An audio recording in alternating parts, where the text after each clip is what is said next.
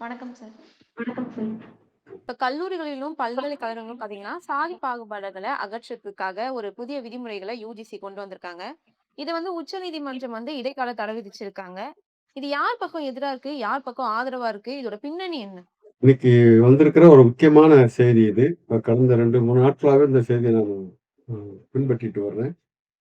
அ அதாவது கல்வி நிலையங்களில், குறிப்பா உயர்கல்வி நிறுவனங்களில், ம். கல்லூரிகள், பல்கலைக்கழகங்கள், அதுபோல இந்த பல்கலைக்கழக மானியக் குழுவின் அ க மேலாண்மையில் உள்ள அனைத்து கல்வி நிலையங்களிலும், அந்த சாதிய பாகுபாடுகள் என்பது அ க கடந்த காலத்திலும் சரி, இப்பவும் சரி, தொடர்ந்து இருந்து கொண்டே இருக்கிறது.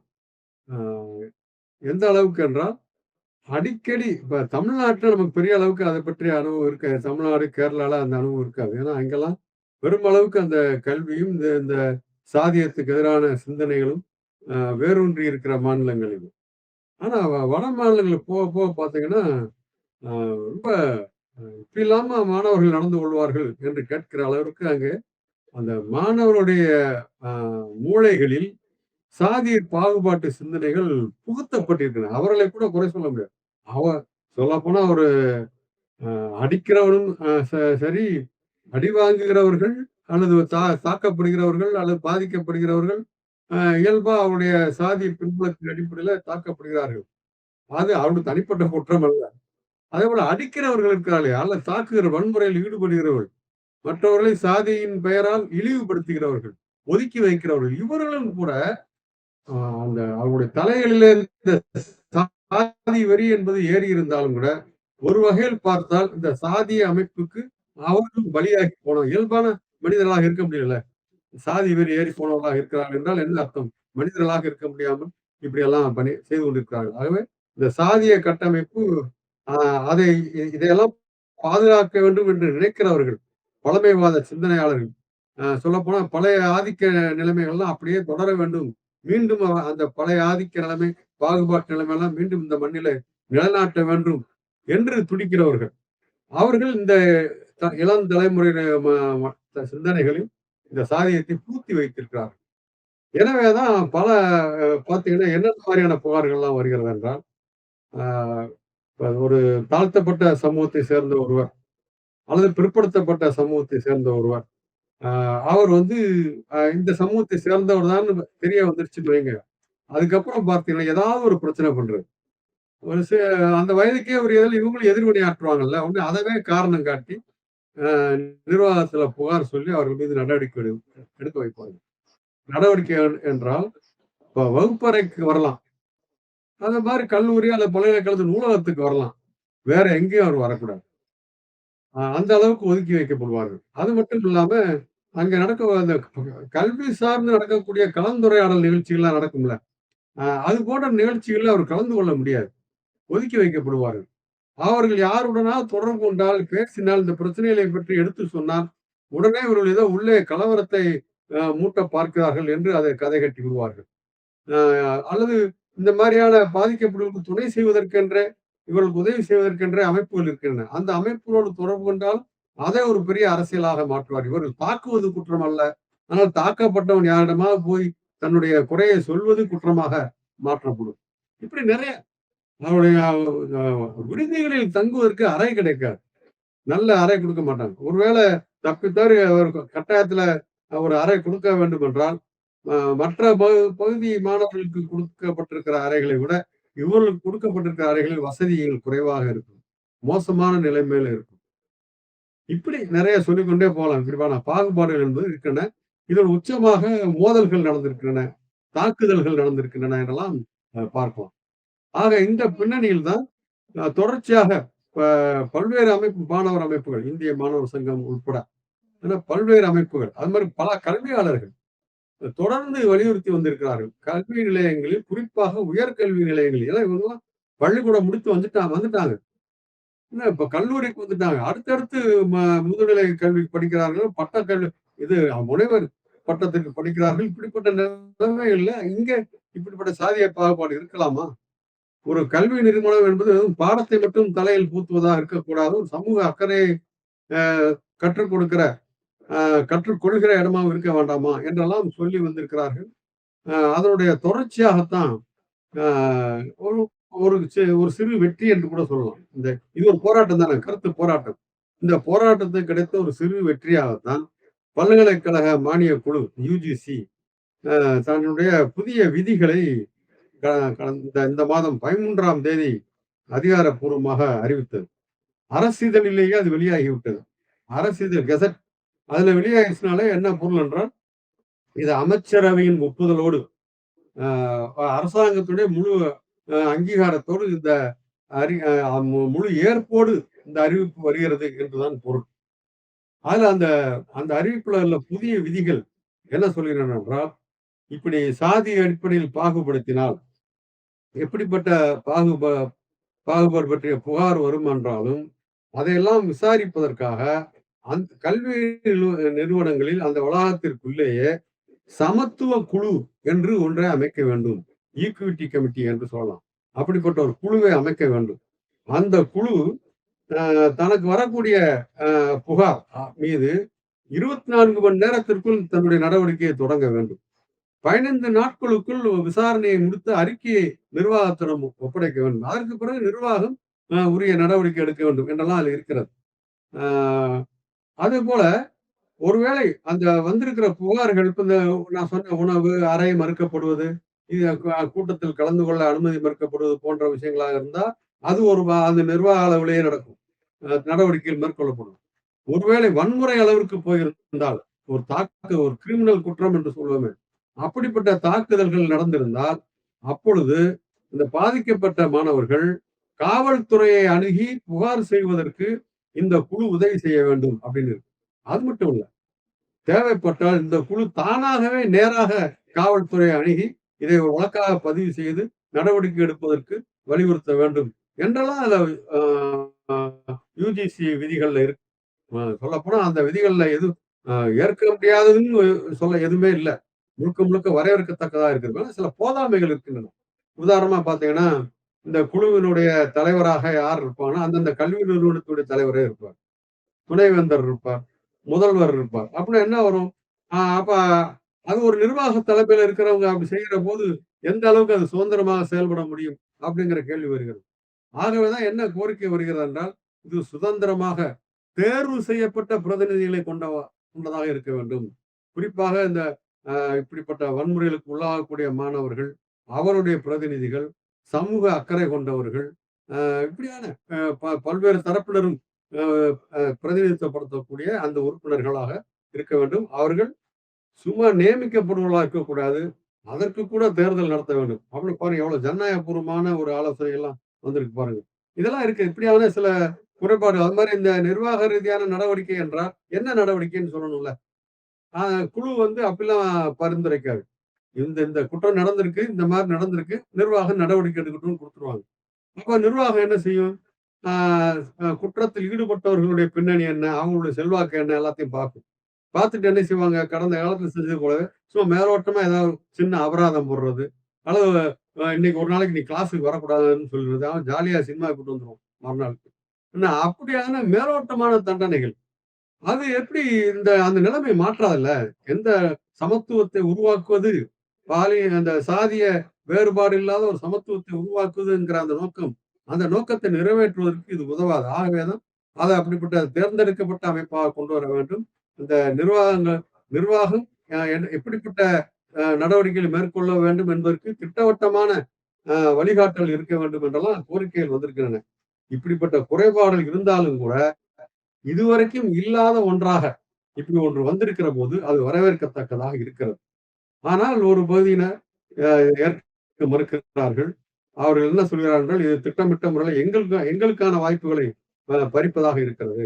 அப்படி அவங்க ஏன் அந்த கோபம் வருகிறது என்றால், இந்த இதுல ஒரு விதி ஏற்கனவே ஒரு விதி இருந்தது. என்னவென்றால், ஒருவேளை ஒருத்தர் பொய் புகார் குடுக்கிறாருன்னு வச்சுக்கோங்க. அ வே தனிப்பட்ட முறையில பழி வாங்குறதுக்காக ஒரு பொய் புகார் குடுக்கிறார் என்றால், அது பொய் புகார் என்று தெரிய நிரூபிக்கப்படுகிற போது, அவர் மீது நடவடிக்கை எடுப்பதற்கு பழைய விதி ஒன்று இருந்தது. ஆனா ஆனா இப்ப அந்த விதியை யுஜிசி விலக்கிக் கொண்டு விட்டது. புதிய விதிகள்ல அது இல்ல. இது இவர்களுக்கு ஒரு கோபத்தை ஏற்படுத்துகிறது. அப்பன்னா எங்க மேல நாங்க அவர் உண்மையிலேயே பொய்ப்புகார் குடுக்க முடியும். ஆனா, அத எதிர்த்து நாங்க எதுவுமே செய்ய முடியாது. அவர்கள் மீது நடவடிக்கை வராது என்றால், நாங்கள் பழிவாங்கப்படுவோம். எங்களுக்கான வாய்ப்புகள் மீண்டும் மறுக்கப்படும். அப்படின்னு ஒரு வாதத்த வைக்கிறாங்க. ஆனா ஏன் ஏன் இப்படி இந்த விதியை நீக்க வேண்டிய தேவையே கூட ஏற்பட்டது என்றால், முதல்ல ஒண்ணு புரிஞ்சுக்கணும். ஏன்னா 24 மணி நேரத்தில் விசாரணையை தொடங்க வேண்டும் என்கிற போது, என்ன அது புகார் பொய்யானதா, உண்மையானதா என்பதெல்லாம் எளிதா கண்டுபிடிச்சிடலாம். இல்லையா? நாட்கணக்கா ஆகுதுன்னு வச்சுக்கங்க. அதுக்குள்ள ஆதாரங்கள மறைப்பதற்கோ, அல்லது புதிய ஆதாரங்கள் புகுத்துவதற்கோ வாய்ப்பு இருக்கும். அப்படி இல்லைங்கிற போது, உடனடியாக அந்த உண்மைகள் தெரிய வந்துரும். எனவே பொய்யா, உண்மையா என்பது தெரிந்துவிடும். எனவே ஆ நடைமுறையில அதுக்கு தேவையே இல்ல. அடுத்து இவர்களுக்கு ஒரு அச்சம் இருக்கும். பாதிக்கப்பட்டவர்களுக்கே கூட மனதுல ஒரு அச்சம் வரும். இத போய் ஏன்னா அவங்க வீட்லலாம் சொல்லி அனுப்பி கஷ்டப்பட்டோனே ஏன்னா அந்த மாரி சமூகத்திலிருந்து வருகிறவர்கள் எவ்வளவு பாடுபட்டு கல்விக்கு அது உயர்கல்வி நிலையத்திற்கு முனைவர் பட்ட அளவுக்குலாம் வருகிறார்கள் என்றால், எப்படிப்பட்ட பின்னணியில் வந்திருப்பாங்கன்னு தெரியும். அதனால அங்க அனுசரிச்சு போய்க்கப்பா, பிரச்சனை பண்ணிறாதப்பா. நீ படிச்சு பட்டதாரியா இங்க வரணும்பா. அப்படிலாம் சொல்லி அனுப்பியிருப்பாங்க இல்லையா? அவர்களுக்கும் அந்த கனவு இருக்கும்ல. அந்த கனவு தடுக்கப்பட்டு விடுமோ என்கிற கவலையும், அச்சமும் அவர்களுக்கு ஏற்படும். எனவே அந்த அப்படிப்பட்ட ஆ தாக்குதல்களை புகார் செய்ய மாட்டார்கள். இப்பொழுது அந்த அச்சம் இல்லாமல் புகார் செய்ய முடியும். அப்படிங்கிற வாய்ப்பு இருக்கிறது. ஆனா இவர்களை இப்படி ஆ ஒதுக்கப்பட்ட சமூகத்தினரை கடந்த காலங்களைப் போலவே இப்போதும் தொடர்ந்து இழிவுபடுத்த வேண்டும், பாகுபடுத்த வேண்டும் என்ற சிந்தனையில் ஊறிப்போனவர்களால் இதையெல்லாம் ஏற்றுக்கொள்ள முடியவில்லை, சகித்துக் கொள்ள முடியவில்லை. ஆகவேதான் எந்த அளவுக்கு போயிருக்கிறது என்றால், இந்த உயர் சாதின்னு சொல்லிக்குவாங்கல்ல. என்ன அ அந்த பிரிவுகளை சேர்ந்தவர்கள். அந்த பிரிவுகளை சேர்ந்த உயர் அதிகாரிகள் உத்தரப்பிரதேசத்துல பதவி விலகி இருக்கிறார்கள். நாங்க இது நாங்க ஏற்றுக்கொள்ளவில்லைன்னு. நல்ல கிட்டத்தட்ட ஒரு உதவி ஆட்சியர் போன்ற பொறுப்புகள்ல இருந்தவங்க. அப்படிப்பட்ட பதவியில இருந்தவங்கலாம் பதவி விலகுகிறார்கள். அவருடைய ஆத்திரம் அந்த அளவுக்கு இருக்கிறது. அது மட்டுமல்லாமல், பாரதிய ஜனதா கட்சியினுடைய சில தலைவர்கள், அந்த உயர் ஜாதி என்று சொல்லப்படுகின்ற அந்த பிரிவுகளை சேர்ந்த அந்த தலைவர்கள், அவர்களும் எதிர்ப்பு தெரிவித்திருக்கிறார்கள். சில பேர் உள்ளூர் அளவில உள்ள பதவியிலிருந்து விலகி இருக்கிறார். இப்ப இது அங்கோட நிக்கல, வேற பல இடங்களுக்கும் பரவுதல்லாம் செய்தி வருகிறது. இந்த பின்னணியில் தான் அ இது ஒரு 3 பேர். ஒருத்தர் அ அவர் பேரு எனக்கு சட்டென்று நினைவுக்கு வரவில்லை. ஒரு 3 பேர் ஒருத்தர் வழக்குரைஞர், இன்னொருத்தர் ஒரு சமூக ஆர்வலர்ன்னு போட்டுக்குவாங்கல்ல எப்பவுமே, அப்படி ஒருத்தர். அப்புறம் அதே போல இன்னொருவர். இப்படியாக 3 பேர் சேர்ந்து மனுக்கள் குடுத்திருக்கிறார்கள். அதுல அந்த வழக்குரைஞர் குடுத்த மனுல ரொம்ப திட்டவட்டமான சில பாயிண்ட்லாம் வச்சிருக்கிறார் போல இருக்கு. அதெல்லாம் எடுத்துக்கொண்டு தான் உச்சநீதிமன்றம் இப்பொழுது அந்த வழக்கையும் எடுத்துக்கொண்டு விட்டது. அதே நேரத்துல இந்த விதிகளை செயல்படுத்துவதற்கு இடைக்கால தடை விதித்திருக்கிறது. இதுல ஒரு வேடிக்கையை பார்க்கலாம் நீங்க. என்னவென்றால், இந்த தேர்தல் ஆணையம் ஒரு இது கொண்டு வந்தது இருக்குல்ல, அதிரடி வாக்காளர் பட்டியல் திருத்தம் அப்படின்னு சீர்திருத்தம்ங்கிற பேர்ல பல வாக்காளருடைய பெயர்கள் நீக்கப்படுவதற்கோ, அ அல்லது சில பேரை திட்டமிட்டு பூத்துவதற்கான ஏற்பாடுலாம் இருக்குங்கிற குற்றச்சாட்டு இருக்கிறது. அதுக்கான வழக்குகளும் நீதிமன்றத்தில் நடந்து கொண்டிருக்கிறது. உச்ச நீதிமன்றத்தில் நடந்து கொண்டிருக்கிறது. இன்றைக்கு கூட நேற்று நேற்றைய தீர்ப்பு ஒன்று இன்றைக்கு செய்தியாக வந்திருக்கிறது. உச்ச நீதிமன்றம் மேற்கு வங்கத்தை போல தமிழகத்திலும் கூட வாக்காளர்கள் தங்களுடைய மனுக்களை கொடுப்பதற்கு, புதிய விண்ணப்பங்களை கொடுப்பதற்கு 10 நாட்கள் அவகாசம் கொடுக்க வேண்டும். மேலும் 10 நாட்கள் அவகாசம் கொடுக்கணும்னு ஆணையிட்டு அது நல்ல விஷயம் தான். ஆனா, அ இதுக்கு இந்த எஸ்ஐஆருக்கு இடைக்கால தடை விதிக்க வேண்டும் என்பதும் கோரிக்கையாக இருக்கிறது. அதை ஏற்க மறுத்து விட்டார்கள். அப்படிலாம் நாங்க செய்ய முடியாது. ஆனா வழக்கு எடுத்துக் கொள்கிறோம். அப்ப என்ன அர்த்தம்? ஒருவேளை வேற மாரி தீர்ப்பு வரணும்னா கூட அதுவரைக்கும் செய்யப்பட்ட நடவடிக்கைகள் அப்படிலாம் இருக்குல்ல. ஆனா அதுல இடைக்கால தடை விதிக்க மறுத்த உச்சநீதிமன்றம் இந்த பிரச்சனையில உடனே இடைக்கால தடை விதிச்சிருச்சு. இந்த விதிகளை செயல்படுத்தக்கூடாது அப்படின்னு அதோட நிக்கல. இது சமுதாயத்துல பிளவுகளை ஏற்படுத்தும். அ சாதியற்ற சமூகம் என்ற அந்த லட்சியத்தை நோக்கி போவதற்கு இது ஒரு அபாயகரமான விளைவுகளை ஏற்படுத்துவதாக இருக்கும்லாம் கருத்து சொல்லிக்கிறாங்க. இப்படி ஒரு முக்கியமான வழக்குல தீர்ப்பு என்று சொல்வதற்கு முன்னாடி இப்படி கருத்து சொல்வதே சரியா? நான் சொல்லலாம். நீங்க சொல்லலாம். வெளியே இருக்கிறவர் சொல்லலாம். சம்பந்தப்பட்ட வழக்கறிஞர்கள் கூட சொல்லலாம். ஆனா நீதிபதிகள் சொல்லலாமா? அப்ப ஏதோ அவர் மனநிலையில் இருக்கிறார்கள் என்ற எண்ணத்தை ஏற்படுத்தாதா? ஆனா அப்படி ஒரு கருத்தெல்லாம் சொல்லி தான் இதை நிறுத்தி வைத்திருக்கிறார்கள். ஆக இதுதான் இன்றைக்கு வந்திருக்கிற இந்த உச்சநீதிமன்றம் இடைக்கால தடை என்கின்ற இந்த செய்தியுடைய பின்னணி. இந்த யுஜிசியோட விதிமுறைகள வந்து பல இடங்கள்ல வந்து எதிர்க்கிறாங்க. இதோட நோக்கம் என்னவா இருக்கு? அதான் இது வந்து இந்திய சமுதாயத்துல ஊறிப் போயிருக்கின்ற அந்த சாதியம் அதான் என்கிற அந்த அ ஏன்னா நம்ம இந்தியாவுல பார்க்கலாம். காற்று நுழைய முடியாத இடத்துல கூட சாதி நுழைஞ்சிரும். இல்லையா? நம்ம சர்வசாதாரணம் பார்க்குறோம்ல. படித்தவர்கள் கூட, நன்கு படித்தவர்கள் கூட உட்கார்ந்து இருக்கும்போது யாராவது ஒருத்தர், "ஏய் அவன் நம்ம ஆளுடா" அப்படின்னு பேசுவாங்க. என்ன இயக்கங்களை சேர்ந்தவர்கள் கூட அப்படி சொல்லுவாங்க. இவன் நம்ம ஆளுன்னு சொன்னாக்கா, அந்த இயக்கத்தை சேர்ந்தவன்ங்கிற அந்த பொருள்ல பேசுனா, இது அப்படி இல்ல. அவருடைய ஜாதியை சேர்ந்தவர் என்ற பொருள்ல பேசுவார்கள். நம்முடைய திருமண வீடுகள்ல பார்க்கலாம். திருமணத்தில் அந்த தாலி தாலி டிசைன் எப்படி இருக்கணுங்கிறது கூட சாதி இருக்குல்ல. இது நம்ம குடும்பங்கள்ல இந்த மாரி தாலி அந்த சாதியில இப்படி ஒரு மார்க் இருக்கணும். இப்படி ஒரு அடையாளம் இருக்கணும்பாங்க. அது சாதி அடையாளத்த குறிக்கணும். இப்படி நெறைய ஊறிப் போயிருக்கிற விஷயம் சாதி. வெறும் சாதி வேறுபாடுகளாக மட்டும் இல்ல அது. வேற்றுமைகளாகவும் இருக்கிறது. என்ன உன் சாதிய விட என் சாதி பெரியது. அப்படிங்கிற அந்த எண்ணம்.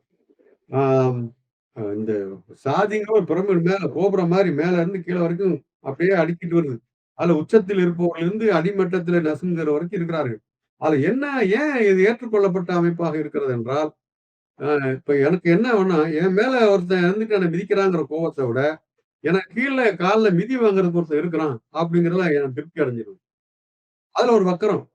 ஆக அ அவனை மிதிக்கிற சுகத்திற்காக நான் மிதிபடுகிற அந்த துன்பத்தை நான் ஏற்றுக்கொள்கிறேன். அப்படிப்பட்ட ஒரு மனநிலையை இந்த சாதியம் என்பது அ மனதில ஊற வைத்து வளர்த்து வந்திருக்கு. சமுதாயம் சமுதாயமா, தலைமுறை தலைமுறையாக இப்படி வளர்ந்திருக்கிறது. அதனுடைய தொடர்ச்சி தான். அந்த சமத்துவம் என்கிற அந்த சொல்லே அவர்களுக்கு கசப்பாக இருக்கிறது. இல்லையா? இந்திய அரசமைப்பு சாசனத்தில கான்ஸ்டிடியூஷன் அதுல சோசலிசம்ங்கிற சொல் சமத்துவத்தை சொல்கிற சொல். மத நல்லிணக்கம் என்கிற சொல் செக்குலரிசம். அதுவும் இந்த நல்லிணக்கத்தை ஒற்றுமையை சொல்லுகிற சொல். இது 2யும் நீக்கணும்னு சொல்றாங்கல்ல. அந்த வாதம் எங்கிருந்து வருகிறது? தேவையில்லாமல் பூத்து விட்டால் எங்கிருந்து வரலையே! இதற்கு எதிரான சிந்தனைகள் மரபுலருந்து வர்றது தானே! எனவே அந்த மரபின் தொடர்ச்சியாகத்தான் இந்த பகுதி மாணவர்களும், ஆ மாணவர்களும் இப்ப எதிர்ப்பு தெரிவிக்க தொடங்கி விட்டார்கள். நான் சொன்னது போன்ற அந்த பதவி விலகல்கள். வேற பல இடங்கள்லயும் இப்படிப்பட்ட செய்திகள் வந்து கொண்டிருக்கின்றன. ஆக அந்த எதிர்ப்பின் பின்னணி என்பது அடிப்படையில் ஊறிப் போயிருக்கின்ற அந்த சாதியம் தான். அவர்கள் சில அ எங்கள் மீது பழிவாங்கல் நடவடிக்கையாக வந்துவிடும் என்று அச்சம் தெரிவிக்கிறார்கள். அந்த அச்சத்துல நியாயம் இருக்கலாம்னு கூட வச்சுக்கோ ஒரு வாதத்துக்காக. ஆனா அதற்கான வழிமுறைகள் எத்தனையோ இருக்கின்றன. அவர்கள் நீதிமன்ற கதவுகளை தட்ட முடியும். ஆமா. அது ஒரு ஆணையிடப்படுகிறது என்றால், ஒரு நடவடிக்கை எடுக்கப்படுகிறது என்றால், அதற்கு அதை எதிர்த்து வழக்காட முடியும். மனு தாக்கல் மேல்முறையீடு செய்ய முடியும். அந்த குழுவுக்குள்ளே அந்த சமத்துவ குழுவிடமே புகார் செய்ய முடியும். என்றெல்லாம் ஏற்பாடுங்க. அதையெல்லாம் ஒப்புக்கொள்ளாமல், இப்படி நேரடியாக அது கூடவே கூடாது. விலக்கிக் கொள்ள வேண்டும் என்று ஆணையிட கோரி உச்சநீதிமன்றத்தை அணுகியிருக்கிறார்கள் என்றால், இவர்கள் இந்த சமத்துவம் என்பதை சகித்துக் கொள்ள மாட்டாதவர்களாக இருக்கிறார்கள் என்பதுதான் காரணம். இப்ப இந்த எதிர்ப்பு போக போக பரவக்கூடிய வாய்ப்பு இருக்கா? இல்ல இதுக்கு முன்னாடி இப்படிலாம் நடந்திருக்கா? இது ஒரு முக்கியமான என்னன்னா, ஆ இப்ப இன்னைக்கு வந்திருக்கிற செய்தி என்ன சொல்கிறது என்றால், உத்தரப்பிரதேசத்தில் தொடங்கிய இந்த எதிர்ப்பு அலை, அங்கிருந்து புறப்பட்ட இந்த எதிர்ப்பு அலை என்பது, இப்ப அடுத்தடுத்து பக்கத்து மாநிலங்கள்லாம் பரவுது. சுற்றி ஒரு 5, 6 மாநிலங்கள்ல வந்து பரவியிருக்கு. இது அப்படியே பரவுவதற்கான வாய்ப்பு இருக்கிறது என்றுதான் நான் நினைக்கிறேன். ஏனென்றால் இதே சிந்தனை போக்கு உள்ளவர்கள், இதே போன்ற சாதியம் என்கிற அந்த போதை தலையில ஏற்றப்பட்டவர்கள், எல்லா இடங்களிலும் பரவி இருக்கிறார்கள் அல்லவா? எனவே எல்லா இடத்துலயும் அது பரவும். தமிழ்நாட்டுல மட்டும் அவர்கள் இல்லையா என்ன? இங்கேயும் கூட வேற ஏதாவது ஒரு வடிவத்தில பிரச்சனை செய்ய முடியுமா என்று பார்ப்பார்கள். எனவே அப்படிலாம் நடக்காது. இப்போ உச்சநீதிமன்றம் அந்த வழக்கை எடுத்துக்கொண்டு விட்டதால், அதனுடைய தீர்ப்பு என்னவாக இருக்கும் என்ற எதிர்பார்ப்புல கொஞ்சம் அடங்கி இருக்கலாம். அதுக்கான வாய்ப்பு இருக்குது. அதையும் நம்ம புரிந்து கொள்ளலாம். என்றாலும் கூட, இந்த சிந்தனை இப்ப இதை பயன்படுத்திக் கொண்டு மீண்டும் இந்த ஒதுக்கப்பட்ட சமூகங்களுக்கு எதிரான அந்த கருத்துக்களை அ இளைய சமுதாயத்திடம் பரப்புகின்ற, இளைய சமுதாயத்தின் மனதிலே மீண்டும் ஆழமா ஊன்றுகின்ற அந்த வேலைகள் அதுதான் ரொம்ப கவலைக்குரியது.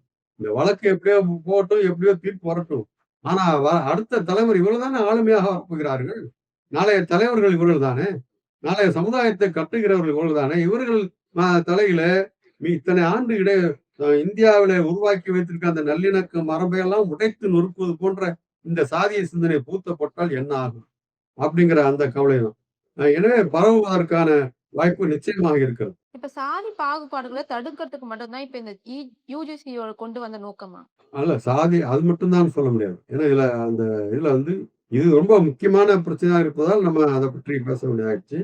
அதுல வேற பல அ நோக் அ வழிகாட்டுதல்கள் இருக்கு. உதாரணமா, அதே கல்வி வளாகங்களுக்கு பாலின அடிப்படையில், குறிப்பாக பெண்கள்.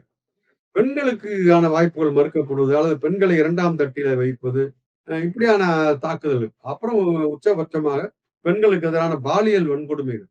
அதுவும் அந்த கல்வி வளாகத்துக்குள்ளே நடக்கிற பாலியல் அத்துமீறல், சீண்டல்கள், அருவருப்பான செயல்கள் எல்லாம் இருக்கின்றன.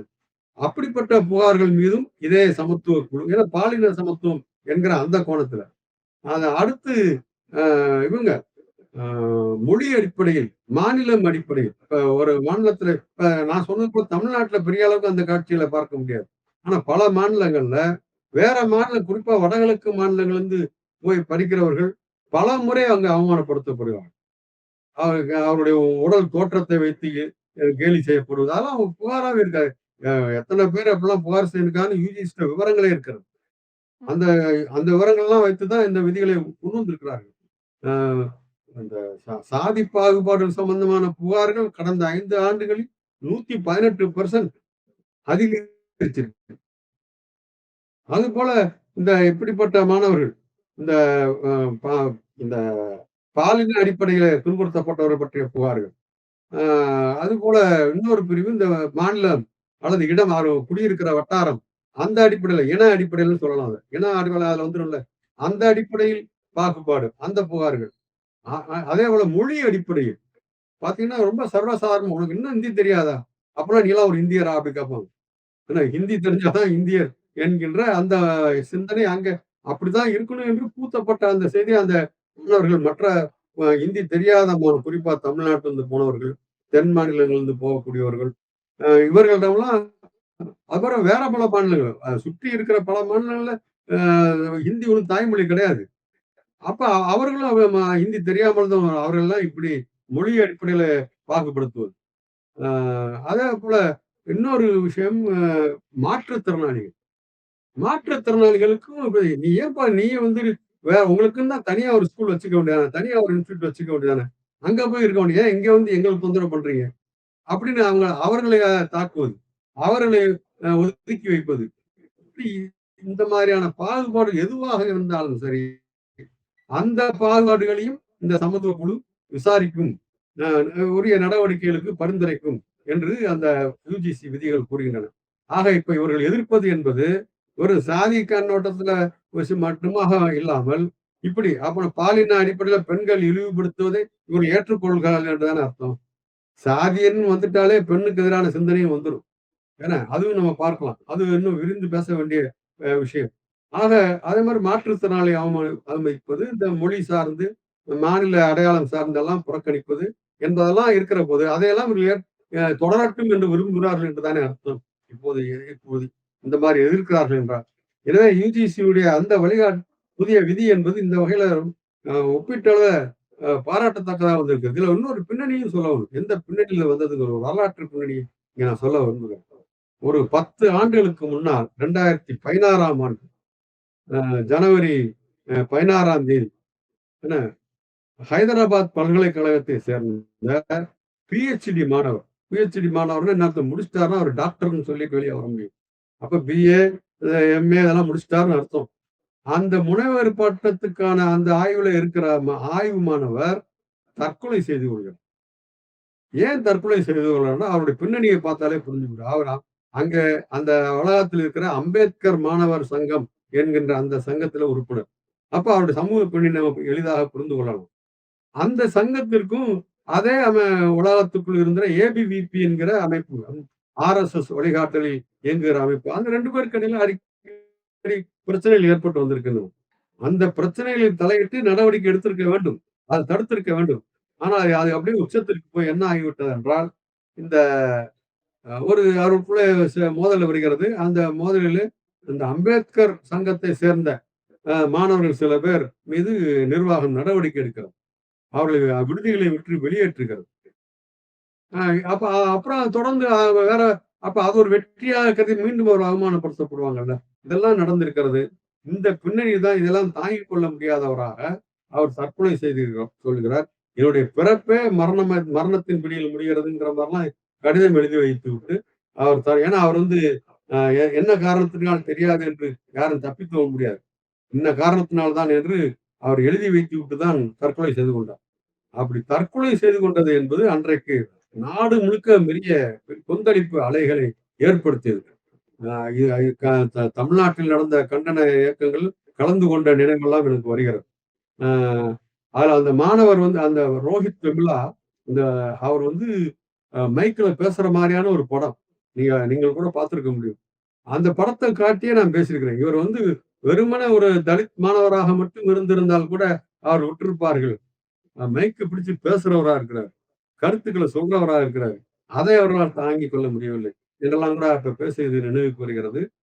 ஆ அந்த பின்னணியில தான் குரல்கள் எப்படி வந்தன என்றால், இனிமேலும் இப்படிப்பட்ட பாகுபாடுகள் கல்வி வளாகம் நடப்பது என்பது இந்தியாவுக்கு அவமானம்.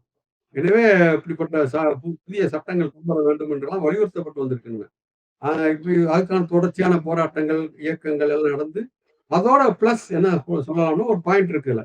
அ ஒன்றிய அரசினுடைய இந்த தேசிய கல்விக் கொள்கைன்னு ஒண்ணு கொண்டு வந்திருக்கிறாங்களே, அதுல இப்படிப்பட்ட சில லட்சியங்கள்லாம் சொல்றாங்க. ஒரு சாதியற்ற சமூகம் அப்படின்லாம் அதுல லட்சியம் இருக்கிறது. அது அ அ என்று ஒரு போட்டு வைத்திருக்கிறார்கள். ஏன்னா அது முற்போக்காகவும் காட்ட வேண்டியிருக்கிறது என்பதால். அ அப்ப அந்த லட்சியத்தோடு இணைந்து தான் கல்வி வளாகங்களுக்குள் இருக்கிற இப்படி சாதி பாகுபாடு நீக்க வேண்டும் என்கிற குறிப்பும் இருக்கிறது.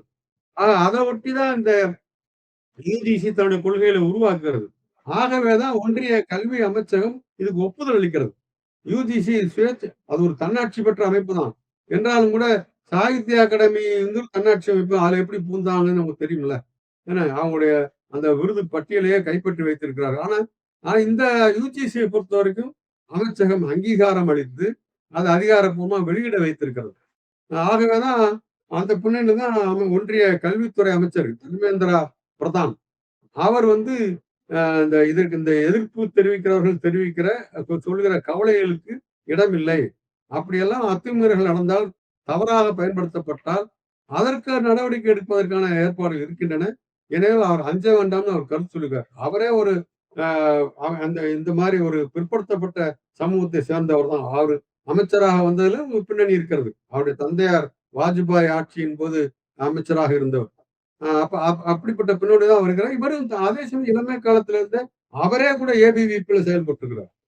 இன்னைக்கு அதே ஏபிவிபி தான் இத எதிர்த்து கலகம் பண்ணி கொண்டிருக்கிறது. இந்த பெண்ணெல்லாம் இருக்கிறது. அதுபோல இதுக்கு முன்னால் நடந்திருக்கிறதான்னு கேட்டீங்க. அவரு இறந்ததுக்கு அப்புறம் அ பல இயக்கங்கள் நடந்தது. அப்புறம் அதுக்கு முன்னாடி ஒண்ணு சொல்வதென்றால், இதே போல இல்லாம வேற வடிவத்துல. உதாரணமாக விபி சிங் அவர்கள் பிரதமராக இருந்தபோது, அ இந்த அரசாங்க வேலைகளில் பிற்படுத்த சமூகத்தினருக்கு அ ச இடஒதுக்கீடு 27% இடஒதுக்கீடு. மண்டல் கமிஷனுடைய பரிந்துரைப்படி அத அறிவிக்கிறார். அதை எதிர்த்து கலகங்கள் நடக்கின்றன. அதேபோல அதுக்கப்புறம் ஒரு 10, 16 ஆண்டுகள் கழிச்சு மன்மோகன் சிங் பிரதமராக இருக்கிறபோது, கல்வி நிலையங்களிலும் அதே இடஒதுக்கீடு என்கின்ற அந்த ஆணை வருகிறது. அதை எதிர்த்தும் கலவரங்கள், தீக்குளிப்பு, தீ வைப்பு எல்லாம் நடக்கிறது. இ ஆக இப்படிப்பட்ட எதிர்ப்புகள் கடந்த காலத்துல இந்த இடஒதுக்கீடுங்கிற அதை எதிர்த்து வந்திருக்கின்றன. அதனுடைய இன்றைய பதிப்பாக இந்த கல்வி நிலையங்களில் சாதி பாகுபாடுகளை, இதர பாகுபாடுகளை ஒழிக்கிற நோக்கத்தை கொண்டிருக்கின்ற இந்த வழிகாட்டுதலுக்கு எதிராகவும் இந்த எதிர்ப்புகள் வெளிவருகின்றன. இதுல ஒரு சின்ன தகவல சொல்லிறலாம். ரோஹித் வெமுலாவுடைய தாயார் ராதிகா விமலா அவங்க பேர். அவங்க வந்து இந்த ஜனவரி 13ஆம் தேதி இந்த விதிகள் வெளியிட்ட உடனே, அதுல நாங்க எதிர்பார்த்த பல விஷயங்கள் இல்ல. தன்னுடைய மகனுடைய இழப்பெல்லாம் தாண்டி ஒரு பொது நோக்கத்தோட சொல்றாங்க. எனவே அவங்க என்ன சொல்றாங்கன்னா, ஒரு சட்டமாவே கொண்டு வரணும். வெறும் யுஜிசி உடைய வழிகாட்டலாக மட்டும் இருக்கக்கூடாது. நாடாளுமன்றத்தில் சட்டம் நிறைவேற்றி நாடு முழுக்க அது செயல்படுத்தப்பட வேண்டும் சொல்லி ஒரு மாதிரி சட்டத்தையே வைக்கிறாங்க. முன்வரைவு கொண்டு வந்து மக்கள்கிட்ட வெளியிடுறாங்க. மக்கள் சட்டமாக வெளியிடுறாங்க. அதுல என்னென்ன நடவடிக்கைகள், கடுமையான நடவடிக்கைகளுக்கான வழிகாட்டல்கள், அப்படி பல விஷயங்கள் இருக்குது. ஆனா இப்ப அப்படிப்பட்ட சட்டமாக கொண்டு வருவதற்கு இவர்கள் தயாராக இல்லை. மாறாக யுஜிசி கொண்டு வருவதற்கு ஒப்புதல் அளித்திருக்கிறார் என்கிற அந்த பின்னணியை புரிந்து கொள்ளலாம். ஆக அடிப்படையில சாதியத்துக்கு எதிராக, பெண்ணடிமைத்தனத்துக்கு எதிராக, அ மொழி சிறுபான்மையினருக்கும், அந்த வட்டாரம் சார்ந்த பாகுபாடுகளுக்கும் எதிராக, அதேபோல மாற்றுத் திறனாளிகளுக்கு எதிரான பாகுபாடு இவற்றையெல்லாம் முடிவுக்கு கொண்டு வருவதற்கான அ இந்த விதிகள் உச்சநீதிமன்றம் என்ன சொல்லப் போகிறது என்பதற்காக காத்திருக்கின்றன என்பது நமக்கு தெரிகிறது. ஏனென்றால் ஏற்கனவே உச்சநீதிமன்றம் சொன்னதன் அடிப்படையில் தான் நீட் என்கிற அந்த ஏற்பாட்டை கொண்டு வந்தார்கள். நீட் தேர்வு என்று.